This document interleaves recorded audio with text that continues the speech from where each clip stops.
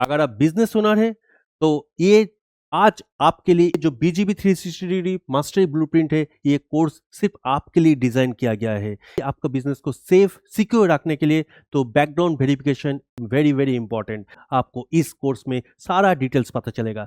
सो आप किस बात की वेट कर रहे, आज ही ज्वाइन कीजिए हमारा ये BGB 360 degree mastery blueprint course को, और आपका जो बिजनेस है उस बिजनेस को आप सेफ सिक्योर रखिए। की टेकअवेज अगर हम लोग लेते हैं तो technology plays a very important role in making background verification faster, scalable and more accurate. Definitely तो आज हम लोग यही देखा कि एक टेक्नोलॉजी क्या कर सकता है और बीजीबी को कितना चेंज किया, बीजीबी जो का जो प्रोसेस है, प्रोसेस को कितना इजीली इसको बनाया है। और ये technology helps companies process verification quickly and efficiently without compromising quality का तो कोई कॉम्प्रोमाइज़ नहीं हो रहा है। ऐसा नहीं कि फास्ट कर रहे हैं बोल के क्वालिटी कॉम्प्रोमाइज़ हो रहा है, ऐसे नहीं। Without quality compromise accurate and effective data, effective report आपके पास आ रहा है through digital platform, through API based technology, through AI. Digital platforms are also used to manage the entire revision process, including case submission, document upload, status tracking and report generation. Definitely ये सारा कुछ हम लोग discuss किया है। And automation helps reduce manual work by handling repetitive task such as data entry, document checks and report generation. तो ये जो मैनुअल वर्क था, जो रिपीटेटिव, जो मोनोटोनस वर्क था, मोनोटोनस वर्क कम हो गया जब से बीजीबी के साथ टेक्नोलॉजी जब से इंटीग्रेट हुआ है। तब से ये जो मैनुअल वर्क का जो लोड था, जो बहुत टाइम लगता था, बहुत टाइम कंज्यूमिंग था, अभी इतना टाइम कंज्यूमिंग नहीं होता है। अभी बहुत फास्ट होता है और रियल टाइम डेटा चेक्स होता है, जो पहले नहीं होता था। तो हम लोग यहाँ पर एक ग्राफ देख रहे हैं जो मैनुअल वर्सेस एआई ऑटोमेशन इन बीजीबी। इसमें क्या देख रहे हैं, इसमें जो रिस्क है, अगर हम लोग मैनुअल वर्सेस एआई करें तो एआई ऑटोमेशन में अगर हम लोग परसेंटेज देखें, लो रिस्क, इसमें लो रिस्क 60% लो रिस्क। अगर हम लोग एआई को अडोप्ट करते हैं या टेक्नोलॉजी को अडोप्ट करते हैं, इसमें लो रिस्क होता है 60%, while as high risk only 10% और मीडियम रिस्क 30%। तो आप लोगों को ये देख के पता चल रहा है कि एग्जैक्टली क्या मतलब क्या रीज़न है कि टेक्नोलॉजी को आज हम लोग अडोप्ट करने वाला है। क्योंकि इसमें जितना आप एआई को लेकर आएंगे, जितना आप टेक्नोलॉजी को अडोप्ट करेंगे, उतना ही आपके लिए रिस्क कम होते जाएगा और हाई रिस्क हाई रिस्क कम होते जाएगा और लो रिस्क जो है वो बढ़ते जाएगा। तो this is the chart, this is the graph. The comparison shows how AI improves speed, accuracy and reduces cost compared to manual processes. Definitely इसमें वही होता है। तो कुछ FAQ के बारे में बात करते हैं पहले। तो FAQ में रैंडम कुछ FAQ लेते हैं। How do digital platform help companies? So they organize the entire verification workflow efficiently. They improve transparency and communication. They reduce errors and delays. Definitely digital platform से क्या होता है, डिजिटल प्लेटफॉर्म से हम लोग इतना ऑर्गेनाइज होता है, मतलब पूरा ऑर्गेनाइज करके आपके पास देता है। तो कोई स्कैटर्ड कोई डॉक्यूमेंट या स्कैटर्ड कोई रिपोर्ट आपके पास नहीं होगा। और it improves transparency and communication. ये जो डिजिटल प्लेटफॉर्म होता है वो पूरा ट्रांसपेरेंट होता है, क्योंकि ये डिजिटल प्लेटफॉर्म सबके लिए एक डैशबोर्ड की तरह है। कोई भी एक्सेस कर सकता है, कोई भी देख सकता है क्या स्टेटस है, सारा कुछ। तो बहुत ट्रांसपेरेंसी होता है और कम्युनिकेशन भी होता है, इजीली होता है। They reduce errors and delays. Definitely errors भी नहीं होता है और डिले भी नहीं होता है। और एक दो क्वेश्चन हम लोग लेते हैं। What is AI in BJP? AI analyse data and identifies pattern और mismatches. It detects frauds and suspicious activity automatically. It improves decision making accuracy.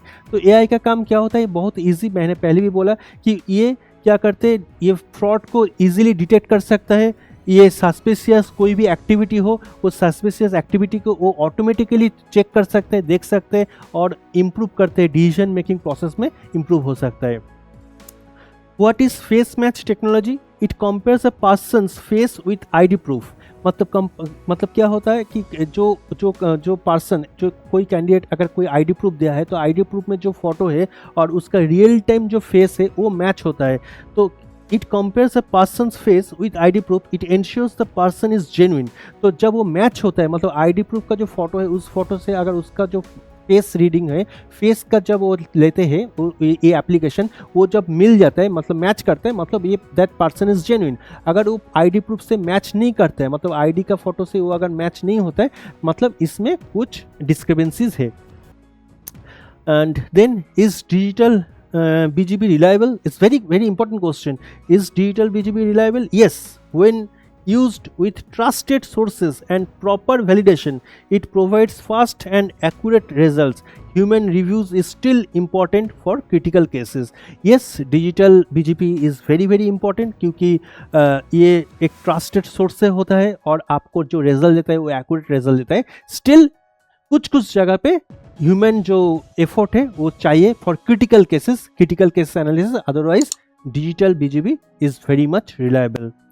तो next practical tip, use APIs and automation together for faster results, but always keep a final human review for critical and high risk verification cases. ये बहुत ही अच्छा एक tips है, मतलब आप technology के ऊपर डिपेंड करके डेफिनेटली आप सारा कुछ करो, और टेक्नोलॉजी डेफिनेटली आपको अडॉप्ट करना ही पड़ेगा क्योंकि you do not have any other option, but still human का effort, human review is still considered, because human review क्यों इतना कंसिडर क्यों किया जा रहा है, क्योंकि कुछ क्रिटिकल केसेस होता है जहाँ पर AI मिस कर जाता है या टेक्नोलॉजी मिस कर जाता है, वहीं पर आपको मतलब ह्यूमनली थोड़ा सा उसको एफोर्ट देना है उस क्रिटिकल, पर्टिकुलरली वहाँ हो सकते हैं 0.05% या 1% केसेस में, ऐसे केसेस में हम लोग देख सकते हैं, उसको कर सकते हैं। तो नेक्स्ट हम लोग बात करेंगे, यहाँ पर एक चार्ट आप लोग देख रहे हैं, 3-4 टेबल है। इस टेबल में हम लोग देख रहे हैं कि मैनुअल वर्सेस ऑटोमेशन कंपैरिजन। तो ये जो चार्ट है या जो टेबल है, ये टेबल को जो आपके पास जो बुक है उस बुक में पूरा डिटेल्स शो किया है, डिटेल्स एक्सप्लेनेशन दिया है, डिटेल एक्सप्लेन किया हुआ है। तो मुझे नहीं लगता कि इसको अलग से मैं डिस्कस करूं, क्योंकि ये सेल्फ अंडरस्टैंडिंग है। आप जब इसको देखेंगे इस चार्ट को या टेबल को, आपको खुद ही पता चल जाएगा। अगर कोई भी इस रिलेटेड कोई भी क्वेश्चन अगर आपके मन पे आए कि तब भी आप नहीं समझ पा रहे, तो डेफिनेटली हम लोग को मेल कीजिएगा, हम इसको हमारे तरफ से रिप्लाई करेंगे। लेकिन ये बहुत ही इजी टू अंडरस्टैंड है। ये जो टेबल है, ये टेबल आपको बुक में मिल जाएगा, बुक में आप देख लीजिए। तो नेक्स्ट पॉइंट जो है वो है रीडर एक्शन प्लान। तो फॉर बिजनेस ओनर, जो यहाँ पर बिजनेस ओनर देख रहे हैं उनके लिए यही है कि do not treat all candidates equally. तो कोई भी मतलब मतलब सारे कैंडिडेट्स को आप इक्वली आप मत देखिए, because everybody is different from others. Use a risk-based approach in hiring. Definitely, always risk-based approach in hiring होना चाहिए। Always review the risk code before making a decision. कोई भी डिसीजन लेने से पहले रिस्क कोड को आपको देखना पड़ेगा, आपको उसको एनालाइज करना पड़ेगा। High risk candidate can create serious financial and operational problem. High risk candidate हमेशा आपका फिनेंशियल प्रॉब्लम या ऑपरेशनल प्रॉब्लम या इशू क्रिएट करेगा, जो आपको बाद में लीगल कॉम्प्लायंसेस में जाके आपका प्रॉब्लम क्रिएट हो सकता है। तो ये जो भी बिजनेस ओनर है, प्लीज़ इसको नोट डाउन कीजिए। जो HR प्रोफेशनल्स है उनके लिए ये है कि understand and apply the risk scoring system properly.